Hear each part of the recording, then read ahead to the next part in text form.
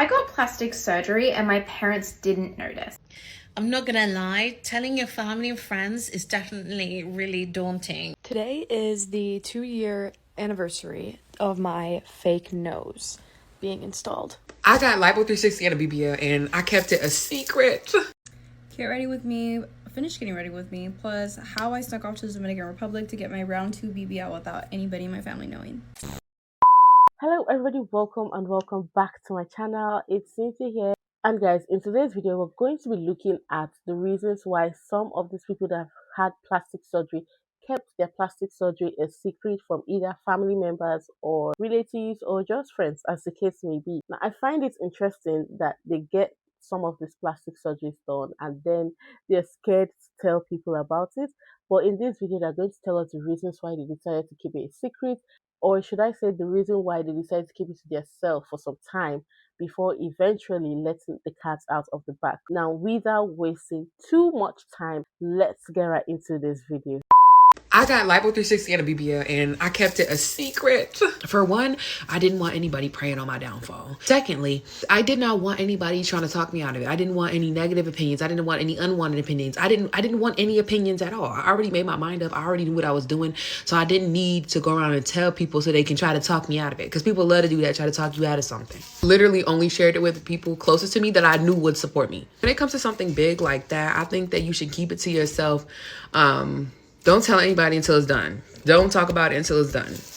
Me keeping it to myself made the experience so beautiful. I didn't have any negativity around me. I didn't have any people coming to me saying, you know, somebody just passed from that. Like, I didn't want to hear none of that. That's why I didn't even tell my daddy. I didn't tell him because I knew he was going to, I knew.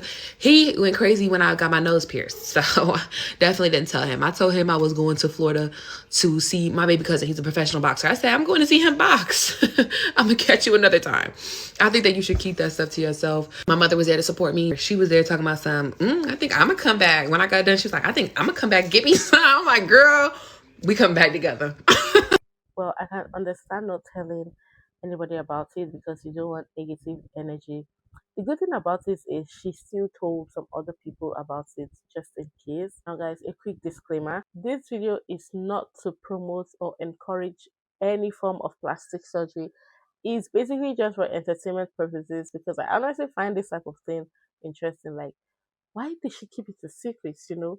But yes, let's keep going now that that is out of the way.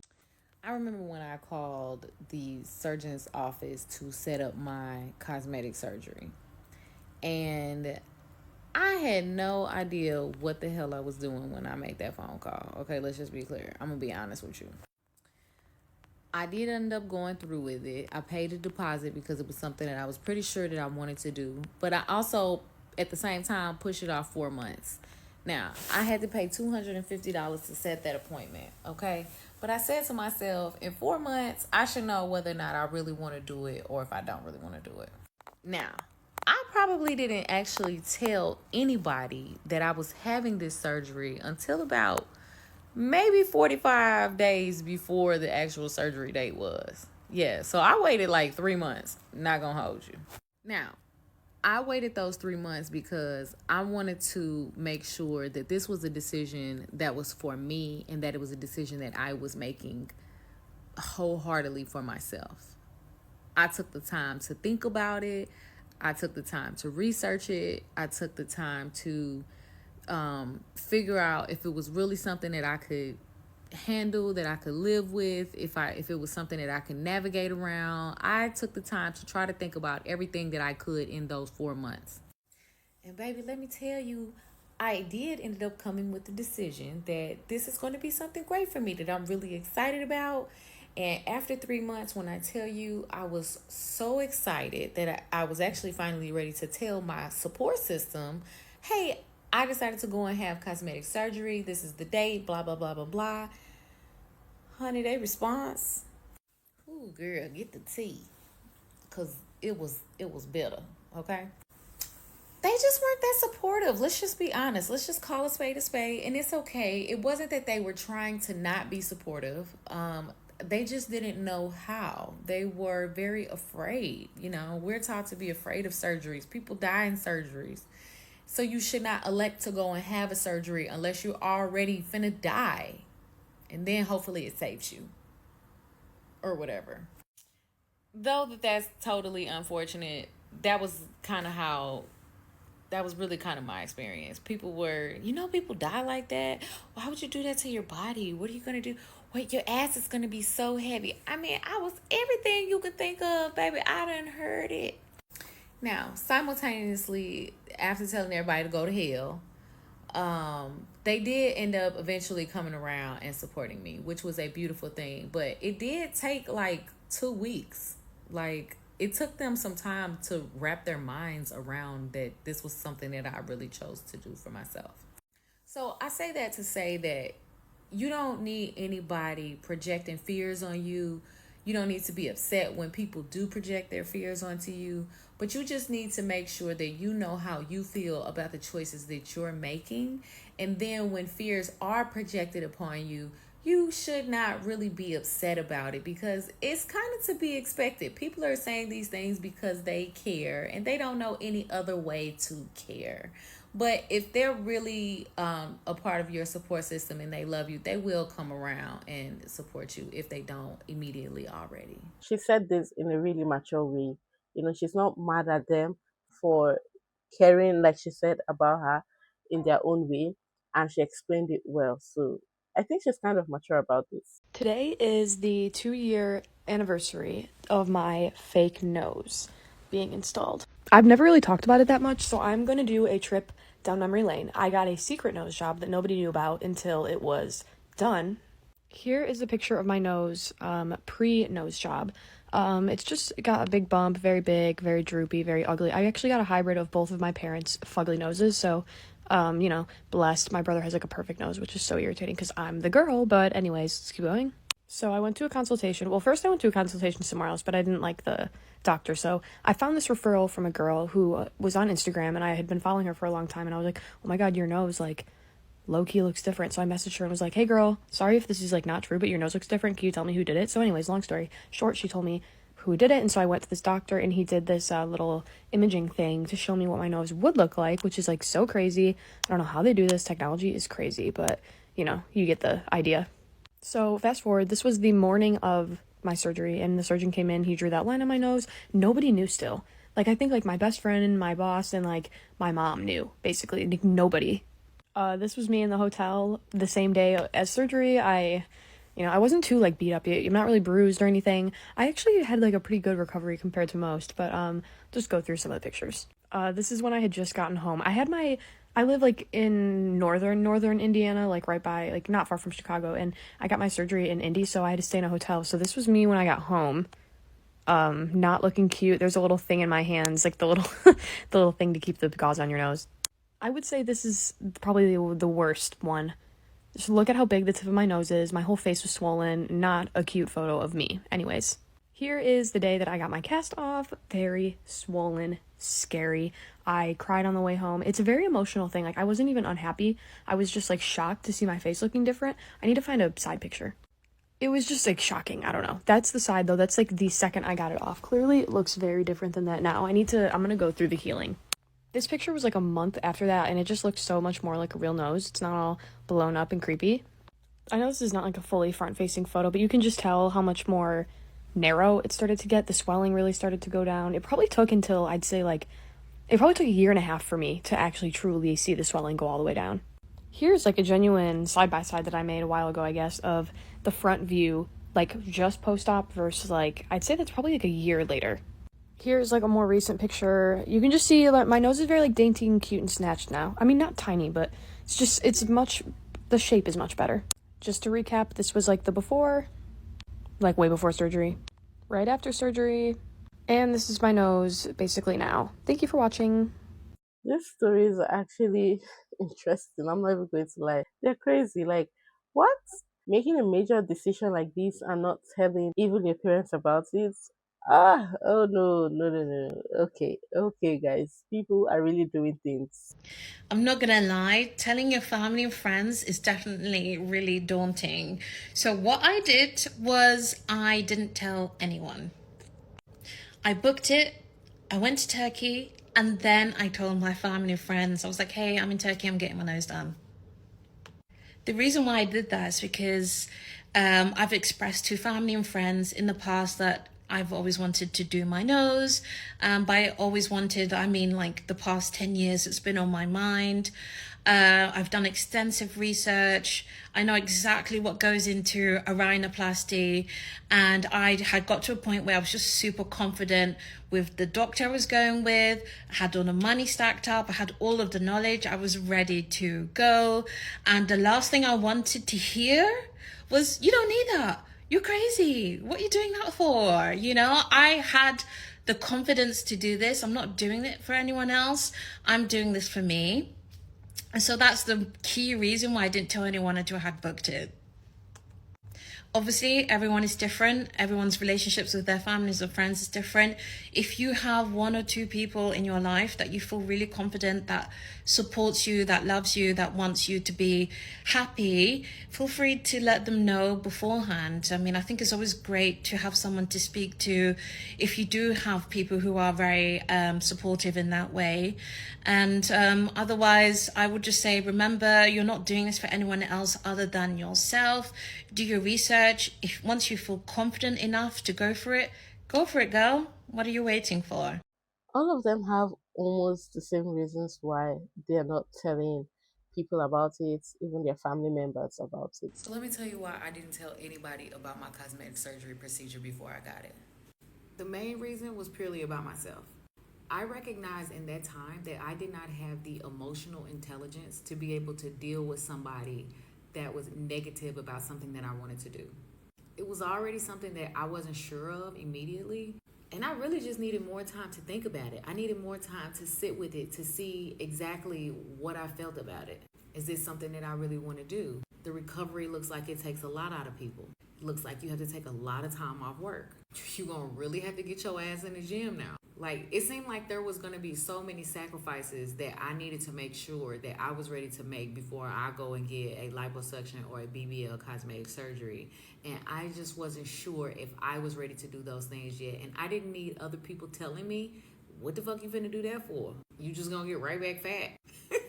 You might down On that table. Like, people say some of the craziest stuff. It probably took me 3.5 months before I said anything to anybody, and it was actually 30 days before my surgery. That was the perfect amount of time. By then, I knew exactly how I felt about it.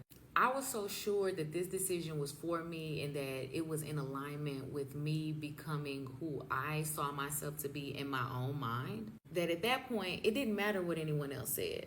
So I hope this helps you if you're dealing with some very judgmental people around you.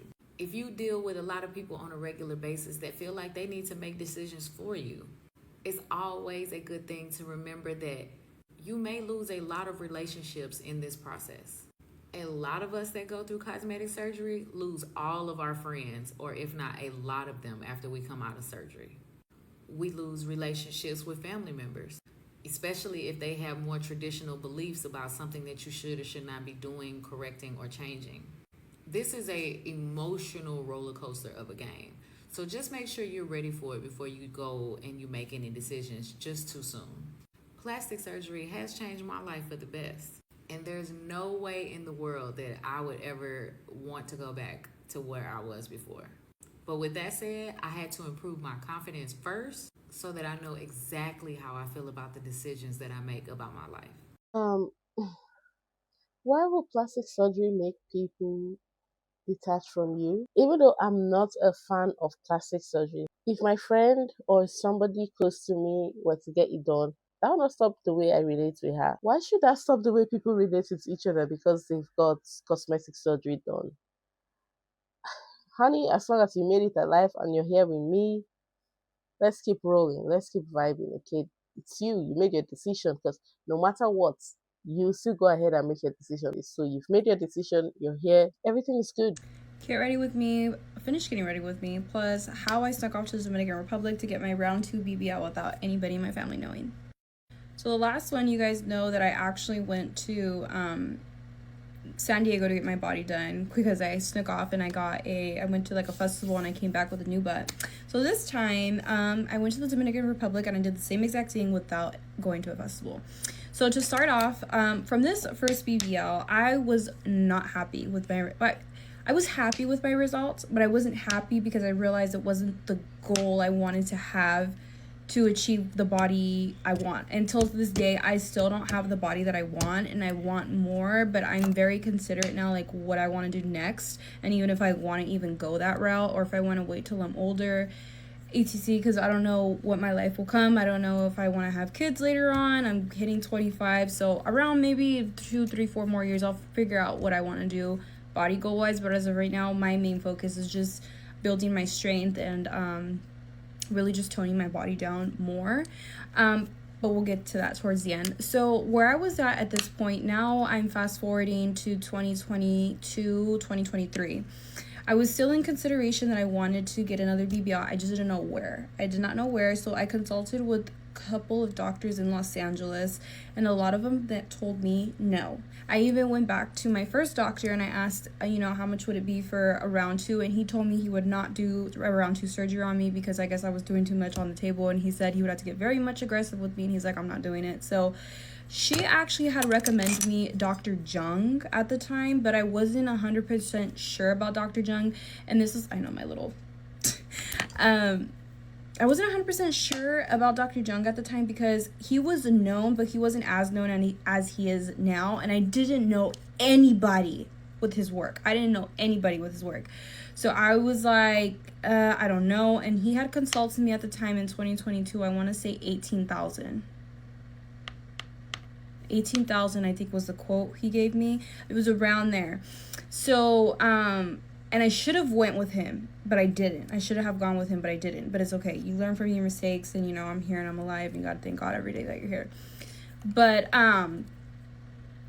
the reason why I didn't go with him was because there was this girl that I found on YouTube, and she was the same type of body type that I had. She was tall and thin, and she said that her results had no difference, in my opinion. Like, it was different, but her BBL went down dramatically, and he didn't really give her what he wanted. So I was like, I don't mind spending the 20,000, but I want to get what I want, and I'd rather go spend that somewhere where I know the doctor has done people like me, has a way bigger, behind, and it's not gonna go.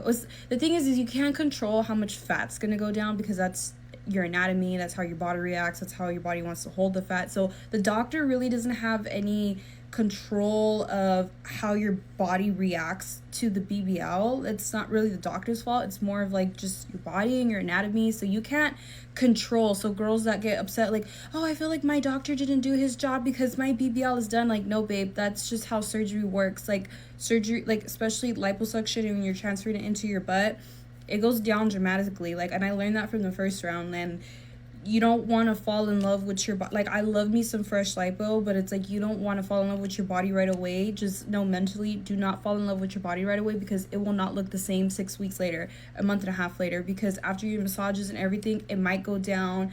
It has to go through the fluff stage, etc.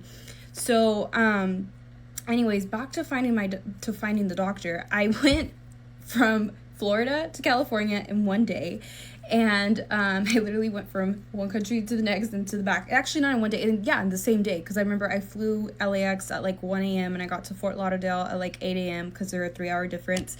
I had my appointment with Dr. Miami because I wanted to consult with Dr. Miami.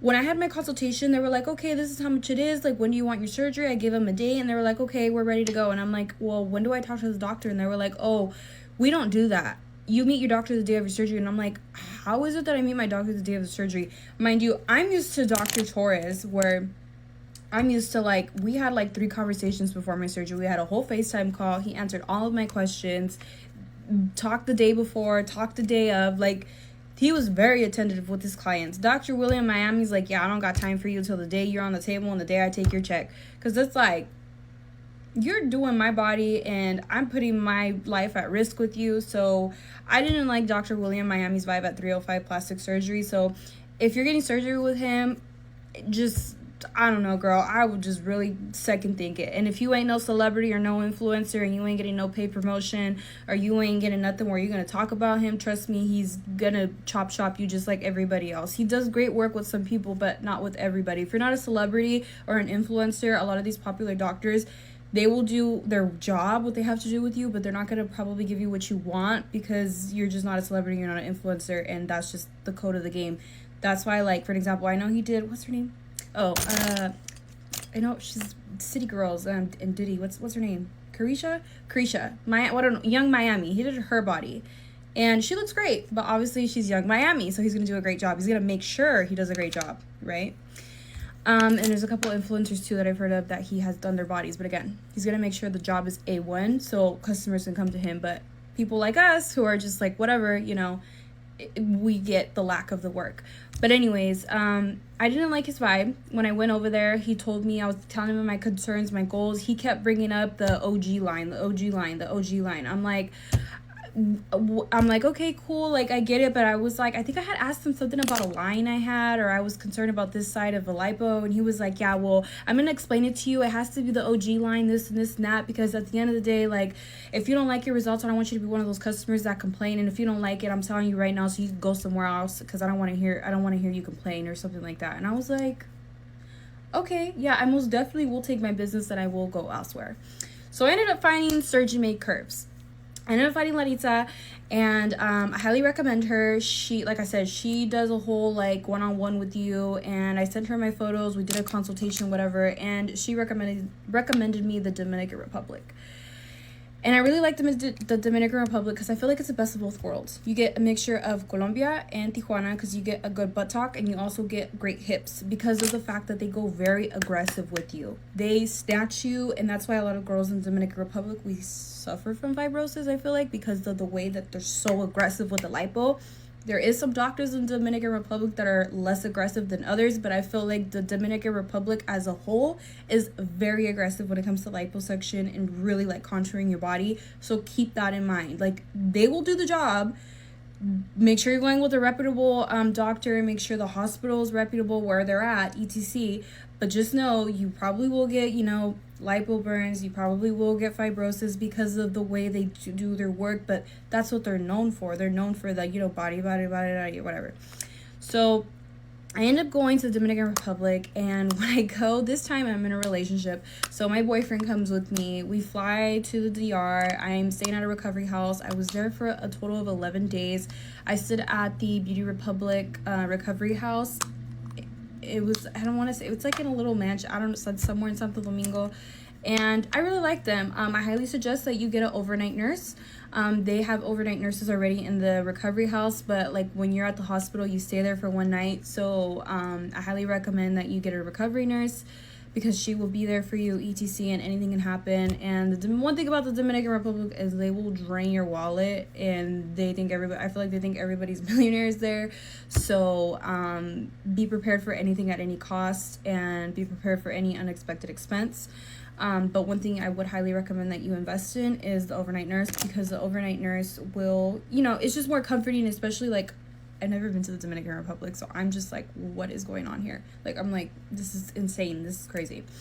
So, yeah, so I did that, got my surgery. My doctor was Dr. Macael Jimenez Ferreras. This is my opinion on him. He did me good. My butt's great.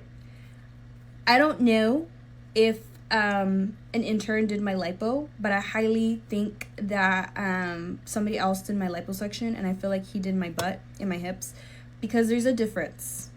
And I've also gotten this from plenty of lymphatic massage therapists that have told me, especially my main one, Juanita, in Beverly Hills. She had told me, I do notice I do have uneven lipo. So I just want you to let you know that a lot of these Dominican Republic doctors, I feel they won't admit it, but I feel like a lot of them have a lot of students that do the lipo and they will do the BBL, because I can tell the difference. And I've showed this concern to my consultant. I showed this concern to my doctor multiple times, and they keep telling me masaje. Well, I still got a little bubble in the middle of my belly, and I feel like my belly needs to get fixed. My liposuction needs to be fixed. So What? She feels an intern did her lipo because she's seeing like uneven results there. What? What? Guys, throughout listening to that 10 minutes part one video, I wasn't at ease, really. No. Where she mentioned the aggressive liposuction, the aggressive feeling of the butt. Oh my god. Anyway, let's get right into part 2. I pretty much have like a issue, and I think it's very common. You tend to get blood transfusions out there, and I ended up getting a blood transfusion out there because let me tell you, I want to say it was like the second or third day, but I noticed my face was pale.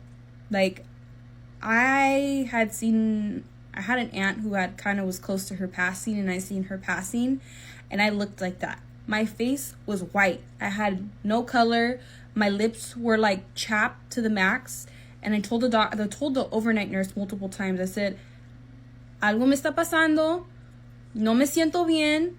And I feel very lightheaded. And anytime I looked up, I seen stars. I was seeing stars, and I was like, "Algo me está pasando. Necesito irme al hospital porque necesito algo." And then the next day, because again there's like the overnight nurse, and then there's the actual nurse who I think is like a certified actual nurse, like went to like nursing schools, like kind of like in the US, like a registered nurse. So I told her what's going on. She gave me like a shot. She goes, "Oh, estás bien?" And I said, "No." I said, "No me siento bien. Necesito irme al hospital porque yo no sé qué me está pasando." And I was freaking out, and I literally told my boyfriend, and then my boyfriend was seeing me on FaceTime because he was staying elsewhere. And he was like, "Yeah, like you need to go to the doctor." So I ended up going to the hospital. I had to like fight with them a little bit, and they finally sent me because I told them, I was like, I can't look up. Like anytime I went pee, I literally, because I can't sit down to pee, right? I have to literally like, I couldn't be like this because I was getting dizzy anytime I looked up. So I literally had to pee, and I had to be like this, like this, because anytime I looked down, like I had no bloodstream. So I had to like look up the whole time, because if not, like I was like I was gonna like faint. So they ended up taking me to the doctor, and I get to the hospital, the same hospital that I had my surgery from, and I freak out. I'm crying. I'm like, my Spanish is good, but sometimes like my Spanish doesn't come out correctly, and like it's choppy and pocha. So I'm like crying, and then I ended up finding this like woman. She's like, I think American, but lives out there, and she's like a nurse of the place, and she's like, "You're fine," and she's like fanning me, and I'm like, "No me siento bien." I'm like, me voy a morir. Like, I don't know what's wrong with me. She goes, you're fine. So I finally see the doctor, and they're like, "Okay, mija, you need to get a blood transfusion." So I get that blood transfusion, girl. My life was totally different. I could pee, I could go number 2, I could run up and down the stairs, because, you know, they let you, like, you know, walk around so you can let your bloodstream flow, go on a walk, like, go outside, get fresh air at the recovery house. I could do whatever. Now I felt so much better. I went from looking pale to looking like the queen the next day. So be considerate that you could possibly need a blood transfusion. So if you feel dizzy and you're getting the surgery in the Dominican Republic and you feel dizzy, tell them about that blood transfusion, because again, also too, you lose a lot of blood because again, they go so aggressive on you out there, and they keep your blood, I believe, because they already had packs of like my blood in packs already, like frozen. So I was like, oh, okay. And then I was at the hospital for like a couple hours, and then that's another story for another day. I had like a whole accident there, and I don't know, but it was cool. They were nice. So like I said, situations like this is what I mean by like, you need a good reputable team around you, a doctor, etc. Because imagine if I would have went with like, I think it's Dr. Cabral, who's like pretty bad out there, like botches everybody, and I think kills like a lot of girls. I feel like that's a lot of reason why a lot of girls will pass away, is because of stuff like this. You don't know, but it's like, if you didn't know. And then also too, like when I had met Larita, she ended up coming to the recovery house because I think she had a client that she was doing everything one-on-one with, and she texted me. She was like, "Why didn't you tell me this happened? Like, are you okay?" And I'm like, "Yeah, I know. I wasn't thinking straight, so I was just kind of like whatever." So but it ended up getting fixed. Okay, it ended up getting fixed, and I wish I would have known, but I didn't know. I again, this is my second round. I never experienced the whole blood transfusion thing my first round, but I also didn't feel dizzy or seeing stars or look pale like I was gonna pass away. So I did that. So make sure you take that into consideration. And again too, look at your blood work. Just make sure you're fine. And I was fine. Like, I don't have any conditions. I don't have anything like that. It's just, I had surgery, and I had a very aggressive surgery. And, you know, thank God everything was around, because she even told me that she had done multiple surgeries in Dominican Republic herself, because she's also, you know, a doll herself, and she's like, yeah, I've had multiple blood transfusions, and that fixes the problem all the time. So it's common, and I've known other people too that needed to get blood transfusions, so it's common. And then after that, I stay, everything is good, I'm ready to go. And I want to say though, when I was on the plane, because it went from Santo Domingo to JFK and then JFK to LAX, I never passed out ever in my life, and I don't know what it was. And again, I felt good. I was, taking into consideration, while you're in the plane, get up, walk around so your blood can be flowing. So anytime I kind of felt funny or I felt stuck, I would get up, I would walk around, I would go maybe walk to the bathroom, stand up for a little bit, then come back, sit down on my pillow. I passed out on that plane, and it was a weird type of passing out. I don't know, I'm really good with my self-conscious. I'm really good about controlling myself. But I passed out on that plane from JFK to LAX for like 30 seconds. I remember I was like falling asleep, or I don't know what it was, but I remember hearing like a big ding that went from here all the way to here, and I couldn't control myself, and I woke up and I was like, what the heck was that about? So when that happened, I got my butt up and I went to that bathroom and I went to go sit up. Because I was like, there's something wrong with this pressure in this air and me sitting down and me being fresh out of the table right now. And I was sitting in that bathroom for like a good 30 minutes. Because I was like, nobody in my family knows what's going on. I don't want to die. It's not my time. I just had a whole reaction of a blood transfusion in the Dominican Republic. I need to figure something out. So I sat my butt up and I was in that bathroom. Part three. It took me a whole year to get my stomach somewhat fixed. And I'm talking fixed. And again, my thing wasn't, oh, you're lacking massages, honey. I was not lacking massages. I was getting plenty of massages. It's just they were so aggressive on me. And this is something that I just wasn't aware of. Let me see if I can show you. I have like a bola. And I haven't really ate today or anything like that, but I have a bola. This is scar tissue. It's fibrosis. It's a bola. So this used to be really hard, and it's still hard. And then this is obviously the skin or whatever, but you can see my bola. Like, it pops out, and it's this like little section. And when I get it done with Juanita, she cups me, and the little ball comes out, and it like splits in half, and I could see it. So just be aware that there's a possibility to get fibrosis, and it's very hard to get rid of, and it's not fixable. It's like if you go and you get burned, right? You have a burn, like I have a burn here. My skin is never going to be this. It's just never going to be that. Like, you can't go request new, I don't know. I don't know. Maybe there probably is a way. If I was a billionaire, maybe if I find out if I'm a billionaire, like, I'll find out if there's a way you can get skin somewhere. But as of right now, I don't think that's possible. Like, you can't fix your skin. Like, you can soothe it, but you can't. You only get one stomach. So my experience with the Dominican Republic, it was crazy. It had its ups and downs. Highly don't recommend doing what I did, because it's been a journey, and I'm still going through it to today. And I still wear my faja till today sometimes here and there. Like the past year, I'm not gonna lie, I've had lags on the faja thing. But just know that if you go to the Dominican Republic, you might have some problemas. And I highly recommend you tell someone in your family what you're doing. But also too, like, if you want to get your body done, go ahead, like, do it, girl. Like, trust me, it's definitely helped out my confidence so much. I know my fibrosis can be worse. I know I could be in a way worse position, so I have to be thankful for what I have, and the fact that I was able to really, like, improve my fibrosis and my scar tissue issue, and I'm still, improving it till today.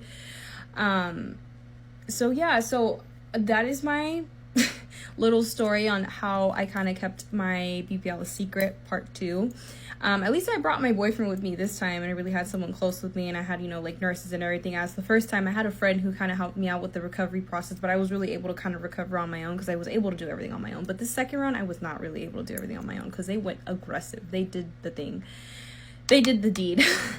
And yeah, I don't know, when it comes to BBLs, like, it's a journey. It's a lifelong journey. It's a lifelong investment. Don't think that, okay, you're quoted 10,000, that's the end all do all. No, honey, you are going to need massages, you are going to need new fajas, you're going to need complications. So getting into plastic surgery, it's a lifelong commitment. It's not a short-term commitment. You will get your goals, you will get what you want, but just keep in mind that it's something you're gonna have to deal with forever. Not everybody's case is gonna turn out to be like mine. Yours might be different. I'm just here to educate you what you could do to, you know, maneuver these type of complications and do better, and keep in mind certain things that could happen. But yeah, I don't regret it. I regret it, but I don't regret it at the same time. But also too, it was definitely a journey. If I were to do it again, I don't know where I would go. I definitely want to fix the stomach issue and see if that's a possibility that I can improve and find a good doctor for that. I probably more likely will tell my family now that everybody knows that I'm into surgery, and it is what it is, and I'm more older now. I feel more comfortable talking about it. When I was 20, 21, 22, I did not feel comfortable talking with my family about anything plastic surgery, because it's not common in my family to get plastic surgery, especially that young. Everybody's having kids and being married. I'm the way opposite of what my family's got going on. So I'm like, yeah, I'm over here getting my butt done. But yeah, that's my story of my second BBL. That was one hell of a story, guys. That was really something. I got plastic surgery and my parents didn't notice. I have a pretty close relationship to my parents. I see them every couple weeks, but I didn't want to tell them that I was getting plastic surgery. My parents have always really believed in bodily autonomy and treated me as my own human being self rather than just like an extension of them. So it's not that they would have objected to it, but I think they would have been really nervous about it going wrong or getting an infection or something like that. You know, just normal parent stuff, worrying about your child. So I decided not to tell them. I was getting an upper blepharoplasty. Essentially, I have really hooded eyes, which is where your eyelids are, there's too much skin or too much fat under them, and they kind of like hang down over onto your eyelashes, and you can't actually see this bit of your eye at all. And one was actually worse than the other. So it looked like one of my eyelids was kind of droopy, and when I was really, really tired and didn't have enough water, it would be like really puffy and almost look like it was closing. So ever since I can remember, I've wanted this surgery. I've been looking it up since I was like 10 years old, and I finally went and got it done. Thankfully, it is a very minor surgery. They basically just cut things away and then stitch it up. You do it in the chair. They just use numbing needles. You don't need to go to sleep or anything. It took like an hour to do the surgery. I think I was there for 2 hours in total. And within like 2 weeks, I was pretty much back to normal. I did have to put some ice packs on my face in the morning because my face would swell overnight, and I had to do that for a really long time. But once the swelling went down and I put on some makeup, you really couldn't tell. But I remember after 3 weeks visiting my mom, and she's like, you look like really bright. Like, did you get a good night's sleep? I was like, yeah, I did, thank you. My dad was like, you look different. I was like, oh, I'm trying like a new makeup technique. And he's like, yeah, that must be it. It has now been over 5 years now, and I still don't think they have any idea.